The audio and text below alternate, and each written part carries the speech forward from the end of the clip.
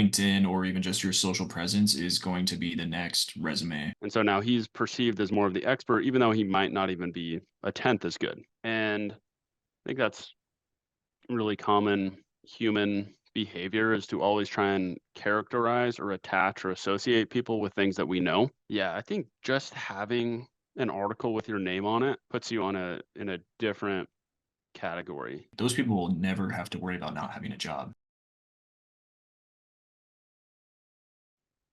Yeah, I wonder if there's like an associative process too, like when you start building that type of brand, when people think about X, they associate that problem or that solution with you in a sense. Yep. You know what I mean? Like almost like ibuprofen or the would you say Advil? Like people associate a solution to pain with, like a pain reliever or something like that. And so I wonder if there is any type of mental association going on with something like that. Totally. Well, I mean, right now for us, we know Nate Nasrallah decently, but he's known in the community as the business case guy. Right. 100% the business case guy. Yeah, you associate writing.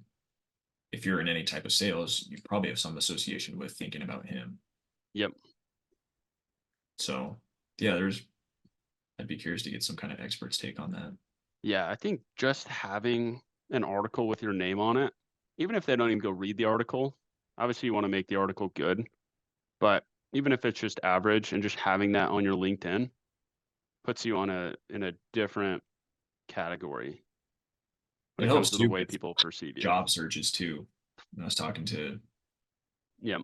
my boss about it when he's going through and hiring somebody for a federal position, he noticed that that guy had wrote a few articles on Oh, really? whatever thing he was selling at the time and how it relates to the federal space. And like out of the gate, you see that it's like, okay, like that's a pattern break that separates you from a ton of other people. So even selfishly throughout your own career, I mean, that's a pretty big differentiator. Totally. Gosh, I was talking to Lex about this, my girlfriend, the other day, but we were talking about it too, of having a social brand. And she was saying from a PR perspective, she always just the nature of her work now, she she is walking around or looking at people on social media or whatever. Like she always characterizes people now, because that's like her job, is to correct characterize people as this type of person, or do they fit the brand of Disney, is kind of her lens she has to look through. And I think that's really common human behavior, is to always try and characterize or attach or associate people with things that we know. Right. And so when you say that example where your boss is trying to hire somebody and he has two different candidates, and one wrote an article on federal anything, the other one didn't, even if this guy's like way smarter, way better in reality, your boss doesn't have anything to associate that person with. Whereas he can associate this person with the article and the content that that person has created. Right. And so now he's perceived as more of the expert, even though he might not even be a tenth as good. Even if the Yeah. article is just average, like that's the association with that person. I heard something too, where it's like on that topic, LinkedIn or even just your social presence is going to be the next resume at some point in the future. Yeah. Oh, You can for go on sure. and I'm hiring somebody and I see that they have 10 plus thousand followers on LinkedIn. They got a couple articles that they wrote. Like, it's going to take a lot more space in my dome hiring Yeah. that person than, other candidates. And so, like, you see other people on there that you have 30, 40, 50,000 followers on LinkedIn. Like, those people will never have to worry about not having a job. They probably got jobs because of that.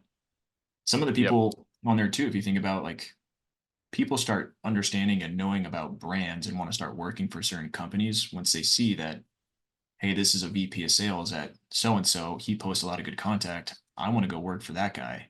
And you start attracting top talent because of you associate with that brand. That brand now has a reputation of hiring top level talent. So like being able to have that social presence that's huge. Lavender's a perfect example. I don't always like to name drop in here, but they do an exceptional job on LinkedIn. All of them. I mean, half my feed most days is different people from Lavender. I don't even follow them. Their content just always shows up because they put out really good content, and now they're known. Their company is known.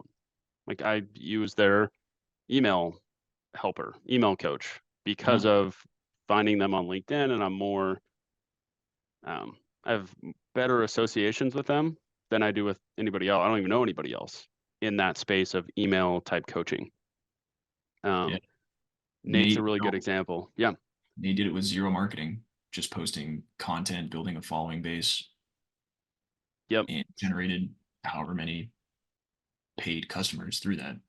I was on my coaching call with Moore last week, and one of the other people that was in the community was on the call, and somehow we got talking about Fluent. And he asked me, he's like, is Fluent worth it?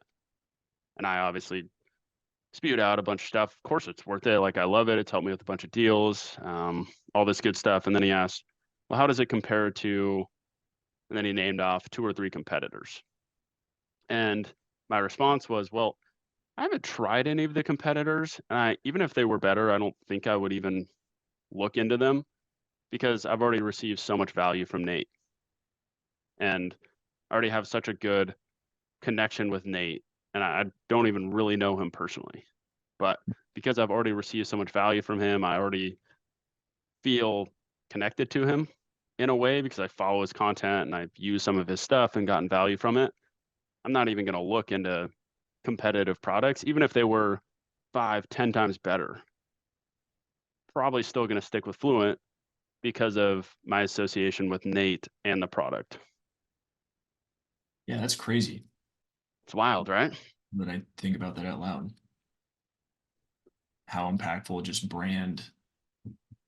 I mean, in a sense, it all ties into brand, but Yeah, then it's branding for your brand. There's been multiple times I've looked at job descriptions and applications for companies that I don't know anything about the company. I just know that, their VP of sales or their director of sales posts good content. I'm like, man, I could learn a lot from that guy. Like, totally. I would consider myself leading up to top talent someday, if not, soon. That's like, man, like if I was a director of so and so or VP of sales and I was posting that kind of stuff and there was somewhere on there that resonated with that and wanted to learn from that and was a top tier talent coming to work for me, like, it's like, that just bypasses